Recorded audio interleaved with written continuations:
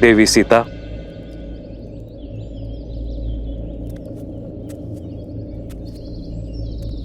प्रणाम ऋषिवर।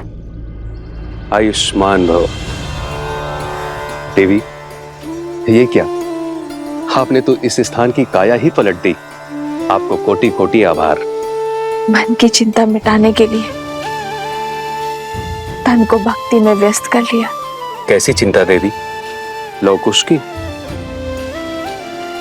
उनकी सुरक्षा का वचन तो स्वयं तमसा माता ने दे दिया है, परंतु श्री राम, न जाने ऐसा क्यों लग रहा है मुझे ऋषिवर कि श्री राम विचलित है। देवी, आप दोनों दो शरीर एक प्राण हैं। एक दूसरे की मनोदशा बिना मिले, बिना देखे ही अनुभव कर लेते हैं। किंतु ध्यान रखिएगा, भोर खत्म होने से पहले रात्रि का अंधकार सबसे अधिक होता है। वैसे ही शुभ समय आने से पहले चिंताएं मन को घेर लेती हैं। और अब तो सभी चिंता के दूर होने का समय है। ये लीजिए ब्रह्मदेव का प्रसाद, इसे ग्रहण कीजिए। देवी, मैं आपको आश्वस्त करता हूं कि सृष्टि बनाने वाले आपकी समस्त चिंता का नाश अवश्य करेंगे।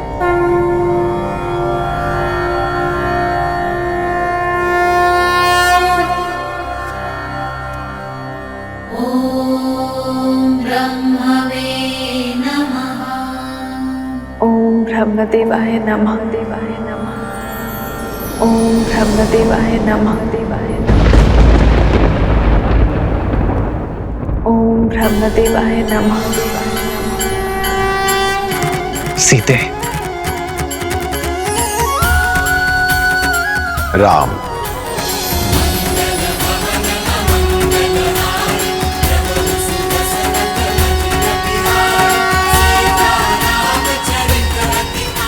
ब्रह्मदेव, तुम्हारा तप मर्यादा धर्म को संसार में फैलाने की ललक अद्भुत। तुम्हारे जीवन की इस यात्रा में देवी सीता ने भी पूरा साथ दिया है। इसलिए मैंने इस सीता के पुतले को इतने प्राण दिए हैं, ये अश्व के लौटने और यज्ञ उत्पन्न विधि के संपूर्ण होने तक मंत्रो जाप कर सके। अभी अश्वमेध यज्ञ देवताओं को भी सहर्ष स्वीकार होगा और उनका आशीर्वाद तुम्हारे साथ है राम। यज्ञ का अभिमंत्रण अश्व को आसुरी शक्तियों और दुर्घटनाओं से बचाता है, किंतु केवल तब जब देवताओं का आशीर्वाद हमारे साथ हो। धन्यवाद ब्रह्मदेव।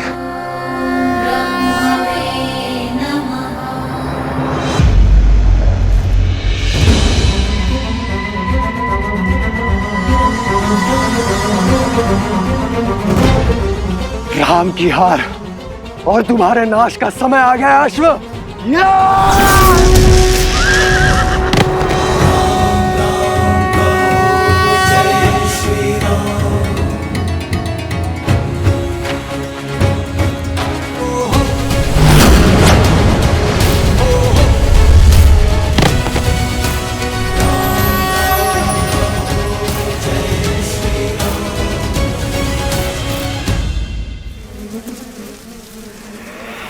मूर्खाधिपति प्रबंधासुर, इतना भी नहीं जानते कि अश्वमेध का अश्व देवताओं की सुरक्षा में होता है।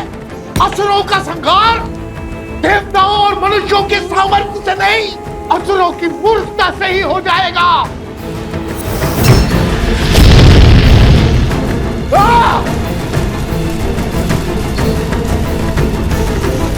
कुछ बोलते रहो कुछ, अन्यथा समझ नहीं आएगा कि तुम साथ हो कि पीछे छूट गए।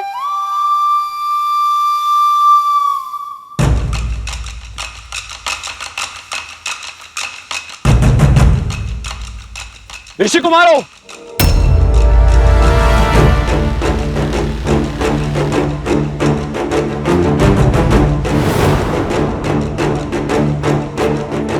मधुरापुरी, नरेश, शत्रुघ्न, आप सच हो जाओ।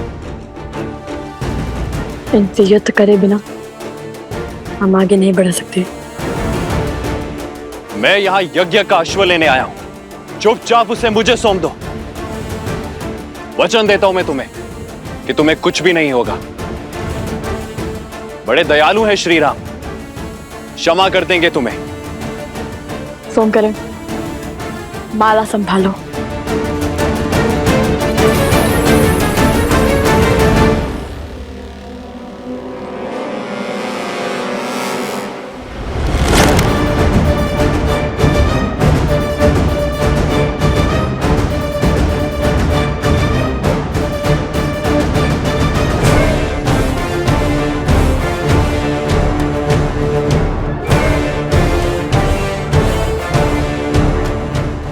तो जानते हैं ना वो कौन है?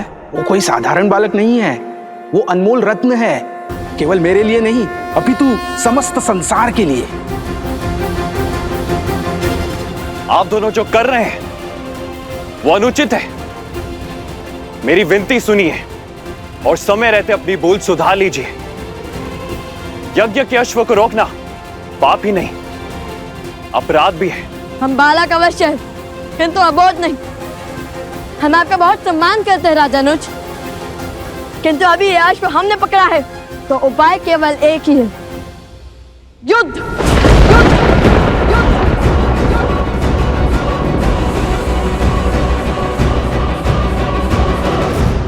नीति शास्त्र कहते हैं कि व्यक्ति को स्वयं अपनी शक्ति, वास्तविकता से अधिक और दूसरों का प्रेम अपेक्षा से कम ही लगता है। यही भेद आप दोनों के साहस में छलक रहा है। अपनी शक्ति के अनेकों प्रमाण दे चुके हैं हम असुरों के विरुद्ध। मिथिला की प्रतियोगिता में पूरे संसार में अपने बल का डंका बजवा चुके हैं हम। और रही बात दूसरों की प्रेम की, तो हमें आपसे प्रेम की अपेक्षा नहीं है। यदि आप युद्ध से पहले हमें सुप्रभात कह देंगे तब भी हमारी आंखें भर आएंगी। देखिए, मेरे पास पूरी सेना है और आप दोनों बिल्कुल अकेले हैं। युद्ध शास्त्र कहता है कि सेना के सामने युद्ध करने का साहस तो महारथी को भी नहीं करना चाहिए। जैसे सर्पों के टोले में नागराज महाबली होकर भी नहीं जाता। नागराज भले ही ना जाए, गरुड़ या नेवले अकेले जाते हैं सर्पों की टोली में। स्वयं को क्या समझते हो, गरुड़ या नेवला? काल बेलिया जो सर्पों को अपनी बीन पर नचाते हैं। शस्त्र भी उठाएंगे या अयोध्या में केवल वाक युद्ध की प्रथा है? हम वो शत्रु नहीं जो आपकी निरर्थक बातों से ही मर जाए।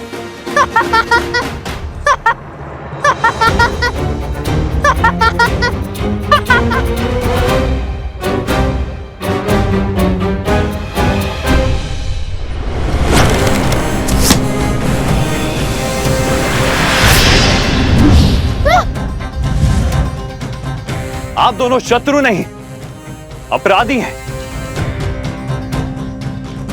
अयोध्या के अश्व का हरण कर पाप किया है आप दोनों ने।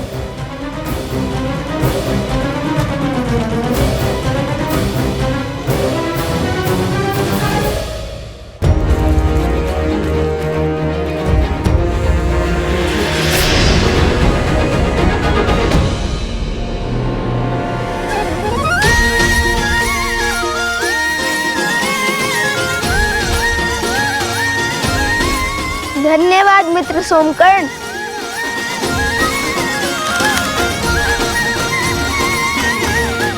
अश्व को रोकना अपराध नहीं, चुनौती है, चुनौती है जो हमने स्वीकारी है, हमने स्वीकारी है।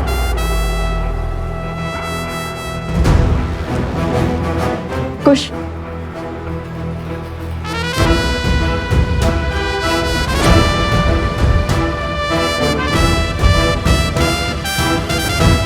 आपका शत्रु स्वयं चुनौती बन यहाँ वहाँ घूम रहा है।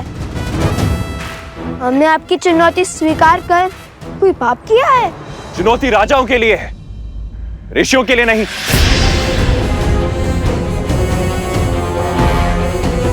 5 क्या बताएंगे आप? कहां के राजा हैं आप? राजा ना होकर अश्व को रोकना अपराध की श्रेणी में ही आता है। ऐसा तो कहीं नहीं लिखा है। लिखा नहीं है, किंतु असत्य भी नहीं है। ये हमारे राजा हैं। मेरे ज्येष्ठ भ्राता अवसरा ने इनका राज्याभिषेक किया है।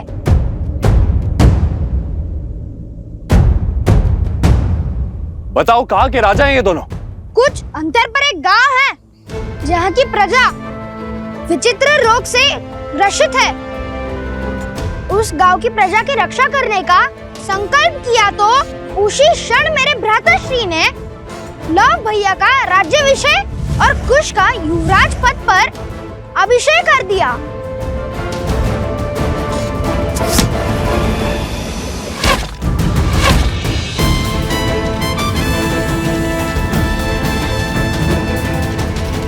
राजानुज, युद्ध में असावधान होना सबसे बड़ा अपराध है।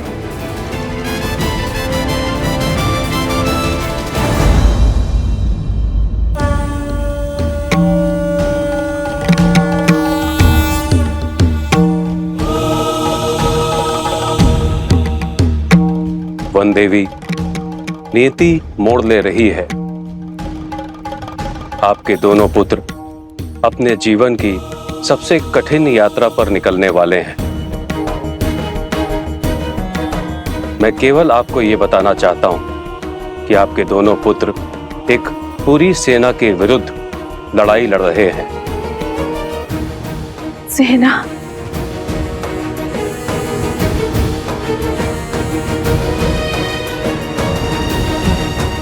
हे महादेव,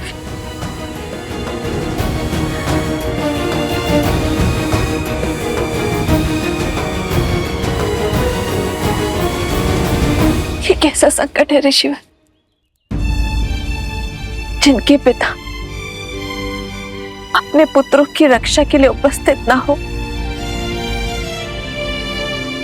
अब उनकी रक्षा कौन करेगा? और वो माता कितनी दुर्भाग्यशाली है जो अपने पुत्रों की सहायता के लिए कुछ नहीं कर सकती।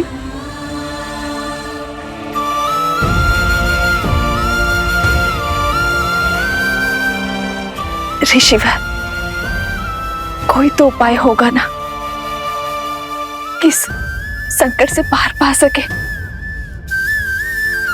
मैं अपने पुत्रों की रक्षा कर सकूं।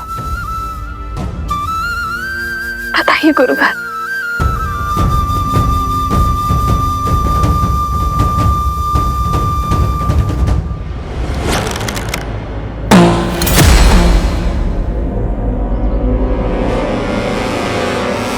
सावधान ऋषि कुमारों, यह मेरी अंतिम चेतावनी है। अब अस्त्र उठाने से पहले ना वाद होगा ना विचार।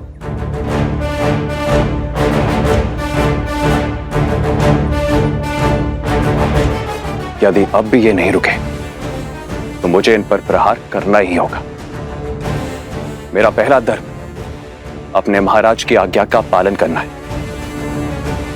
सैनिकों, जाओ और पकड़ लाओ इन्हें।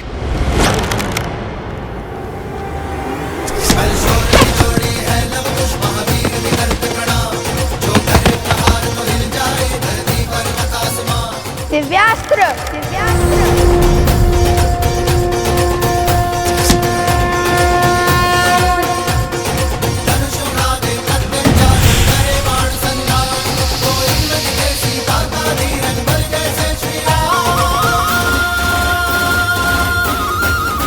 संपूर्ण संसार में मर्यादा धर्म का प्रचार हो रहा है और आप दोनों धर्म स्थापना के मार्ग में अवरोध बनकर पाप कर रहे हैं।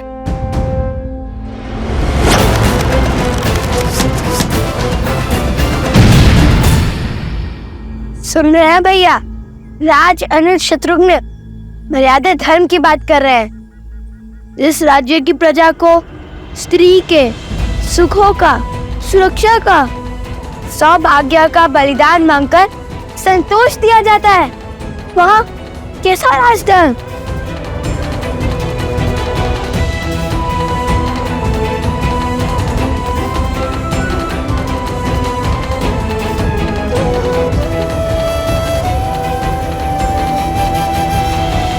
आप दोनों का क्या संबंध है अयोध्या की महारानी से?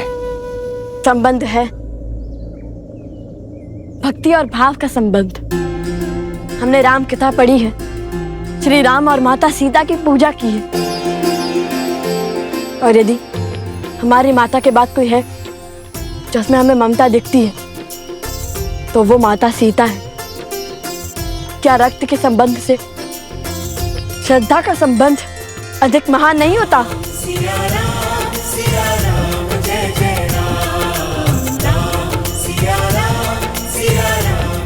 सूर्यवंश के इन सूर्य का तेज अयोध्या तक नहीं पहुंचना चाहिए।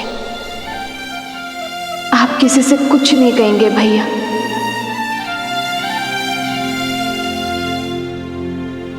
धन्य है आप अभिमा, श्री राम से दूर रहकर अपनी पहचान को गुप्त रखकर भी इन बालकों को श्री राम की परछाई बनाया आपने। स्पष्ट है ये दिव्य बालक और कोई नहीं, आपके और भैया के ही पुत्र हैं। वेदों में कुछ ऐसे मंत्रों का विवरण है जिनका पाठ करने से स्वयं देवताओं को रक्षा करने के लिए बुलाया जा सकता है। आप उनका पाठ आरंभ करें और मुझे पूर्ण विश्वास है कि देवता आपकी सहायता अवश्य करेंगे।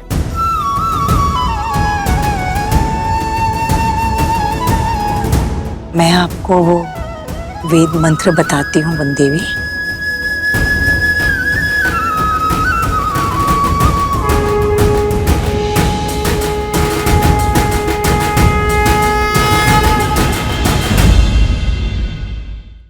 हे वरुण देव, आपकी शक्ति अपरंपार है। श्री राम के अयान का महत्वपूर्ण भाग रहे हैं आप, और आप मेरे पुत्रों को आपकी सहायता की आवश्यकता है।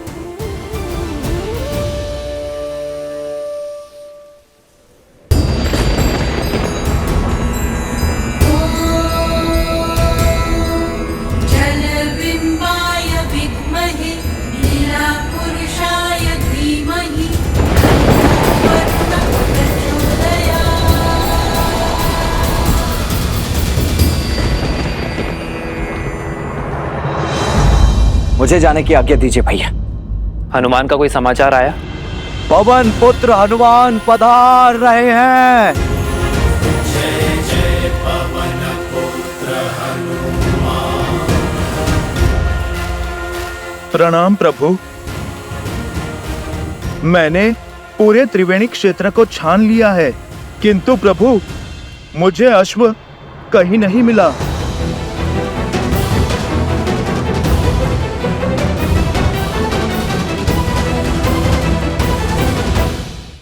प्रभु शत्रुघ्न सेना ने भी अपना पथ बदल लिया है। प्रभु मुझे लगता है वो किसी युद्ध में उलझ गए हैं।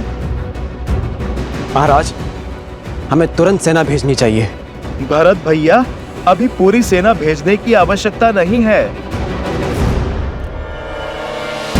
प्रभु यदि आपकी आज्ञा हो तो मैं युद्ध में शत्रुघ्न भैया की सहायता के लिए जाऊं।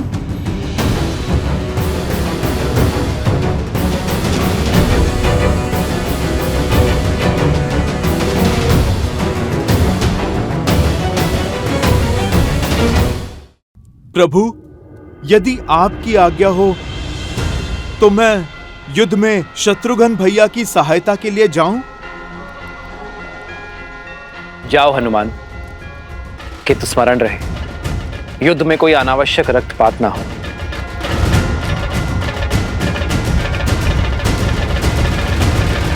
जय श्री राम। जय हनुमान ज्ञान गुण सागर, जय कपीस तिहु लोक उजागर, रामदूत अतुलित बल धामा, अंजनी पुत्र पवन सुत नामा। जय हनुमान।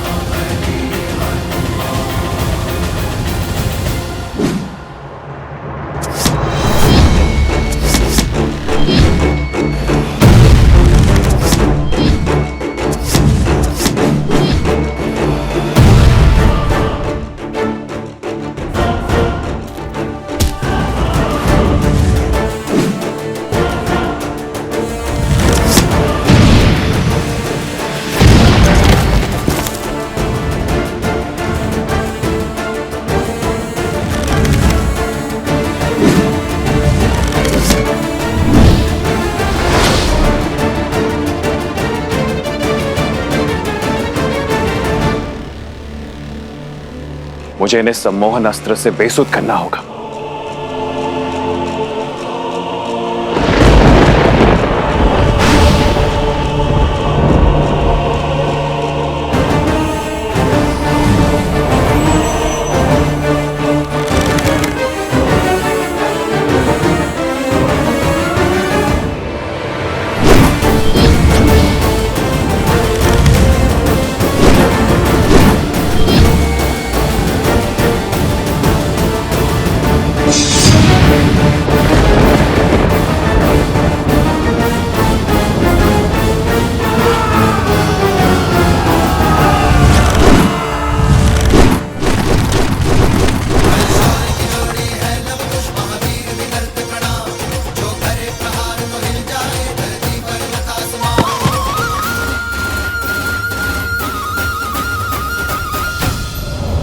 नागस्त्र।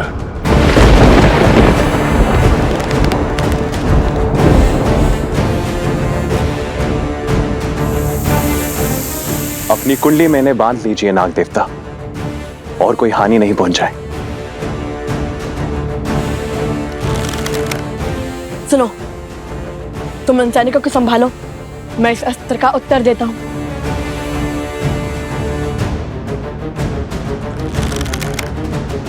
गरुड़ास्त्र। गरुड़देव, हमारी रक्षा कीजिए।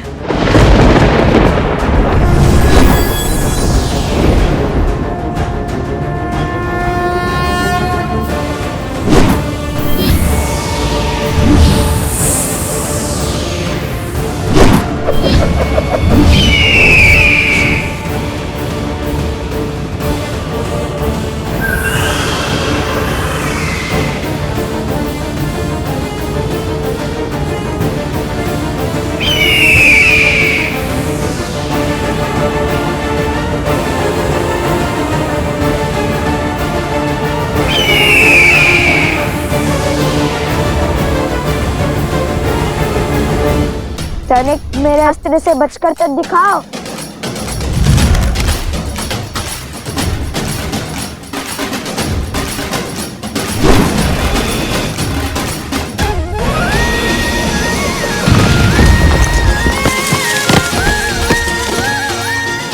अरे संभाल कर, सैनिक आगे तो देखो।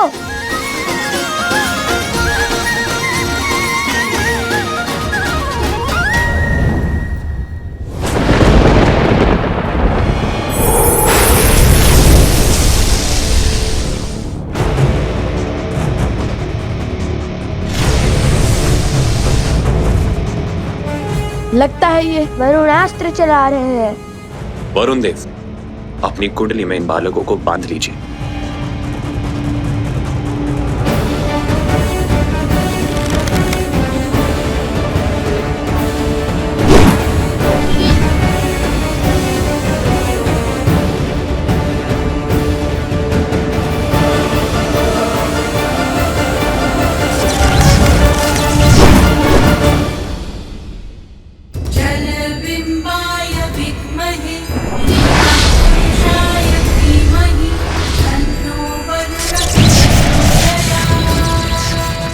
असंभव। वरुण देव इनके पक्ष में क्यों है?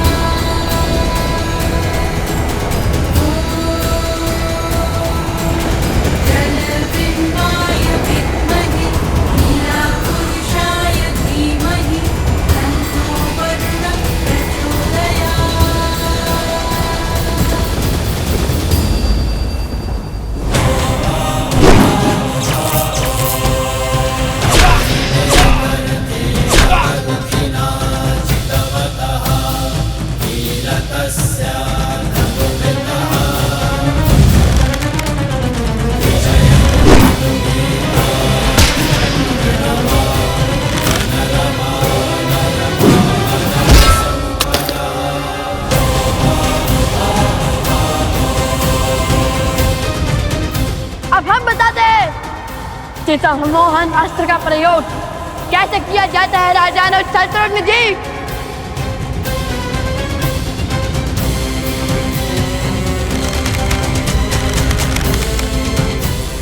इस पराजय ने जितना संतोष मुझे दिया है उतना आज तक मुझे किसी विजय ने नहीं दिया।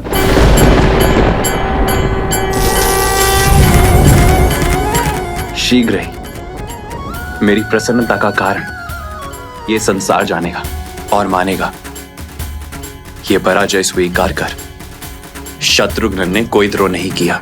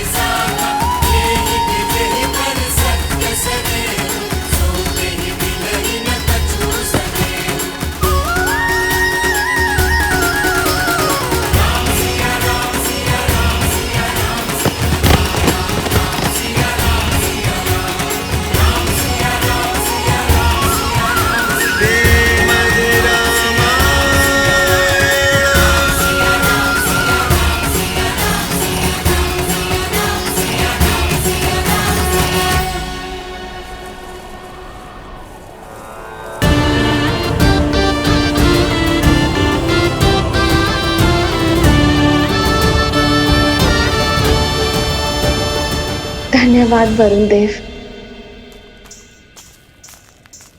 सोमकांत, तुम कहाँ हो? कहीं दिखाई ही नहीं दे रहे। मैं तो कब से आना चाहता हूँ, किंतु ये स्वर्ण कमल है ही इतना भारी कि मैं चल ही नहीं पा रहा।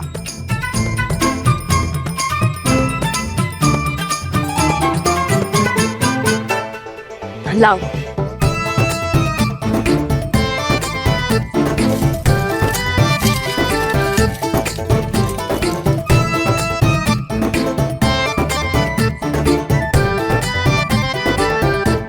तुम कितने भोले हो सोमकर्ण, स्वयं अदृश्य होने के स्थान पर अश्व को अदृश्य कर दिया होता। किसी अदृश्य अश्व के पीछा कैसे किया जा सकता है?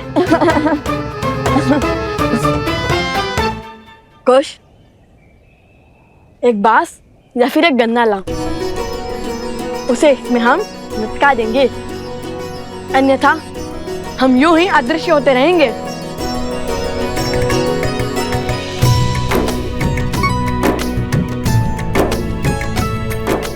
सोमकर्ण, तुमने असत्य कहा है कि हमारा राज्याभिषेक हुआ है, किंतु अब उस असत्य को सत्य बनाना होगा हमें।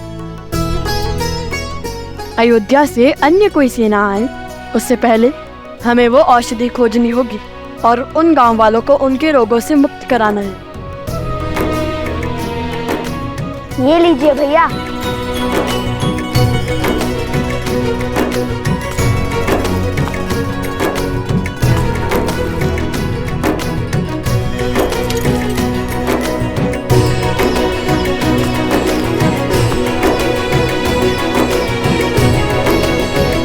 चलो।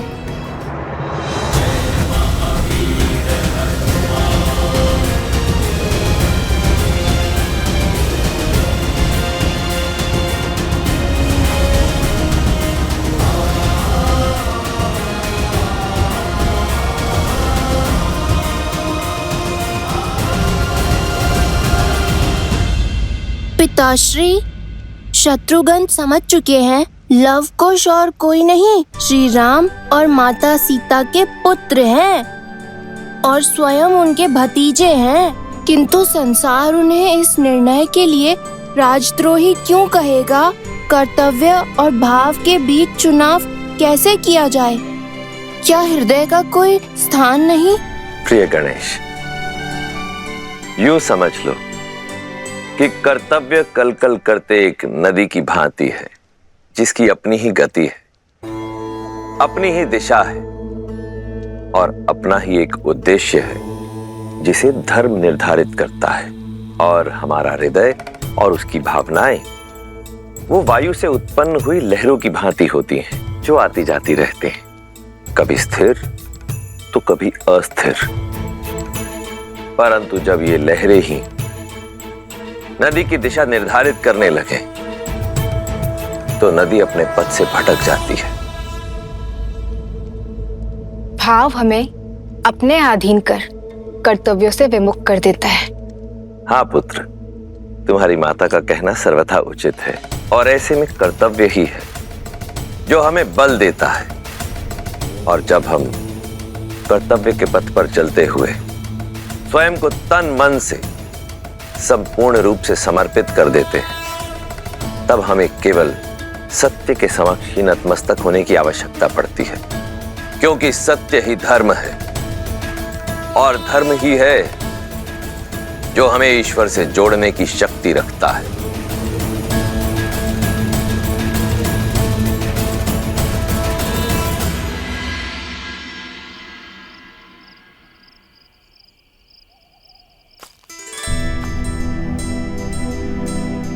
अब जब तक हम ना लौटे तुम यही रहना।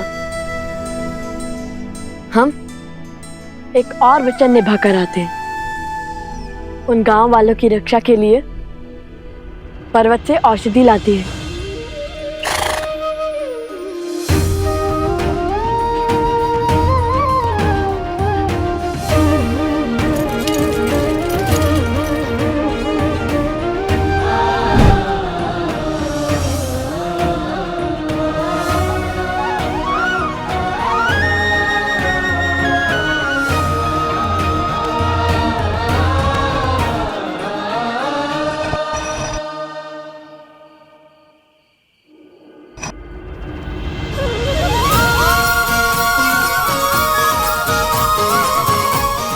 अब तुम्हें खोजने में कठिनाई नहीं होगी मित्र।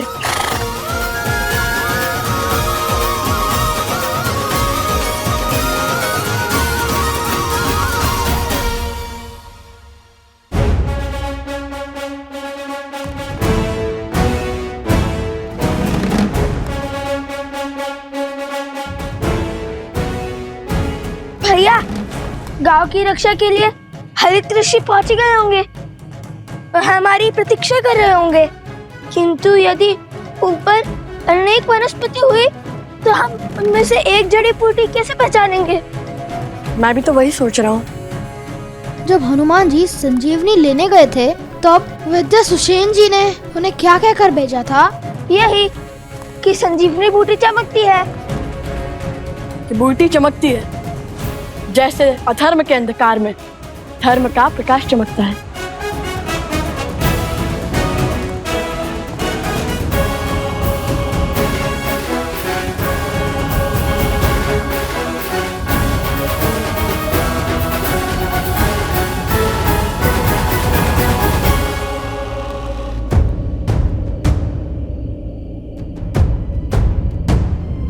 लो, यहाँ तो कई बूटी चमक रही हैं। अब कैसे ढूंढे बूटी?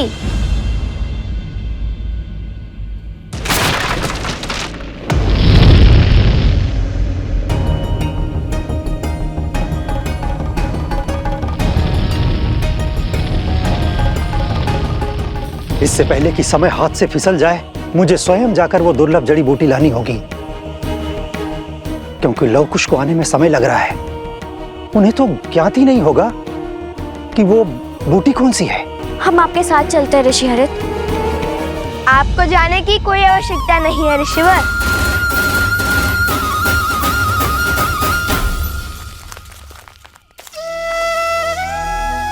लव कुश भी आ गए और आपके लिए जड़ी बूटी भी। चाहिए ना आपकी वो दुर्लभ जड़ी बूटी? हाँ, यही वो बूटी है। किंतु लव कुश, तुम्हें जड़ी बूटी कैसे पहचानी? बताएंगे बताएंगे।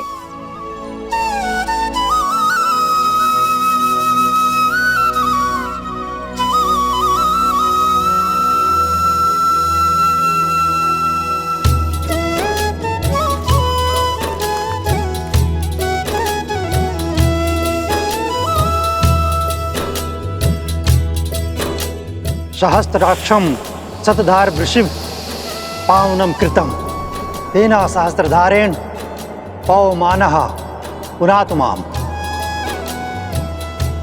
सहस्त्राक्षम शतधार वृषिभ पावनम कृतम तेना सहस्त्रधारेण पवमानः पुनातुमाम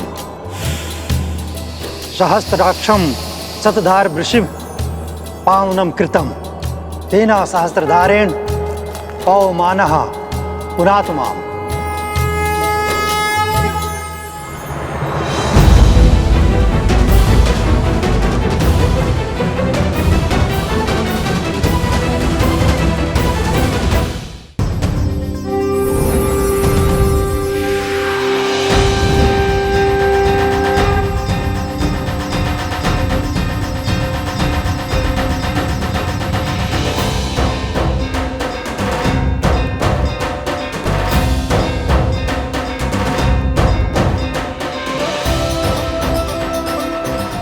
मैं निरोगी हो गया, मेरा रोग भी ठीक हो गया, हम सब स्वस्थ हो गए।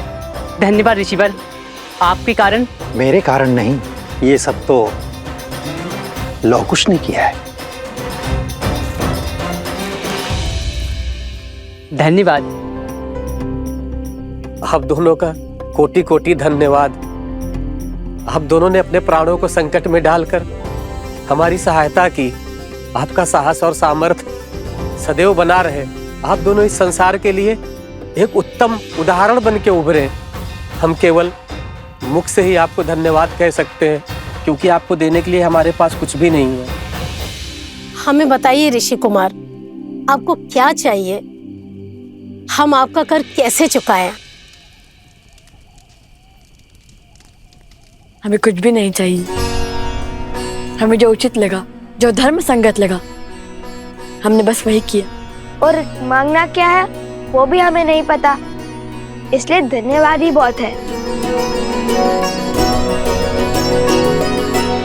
मैं जानता हूँ क्या मांगना है।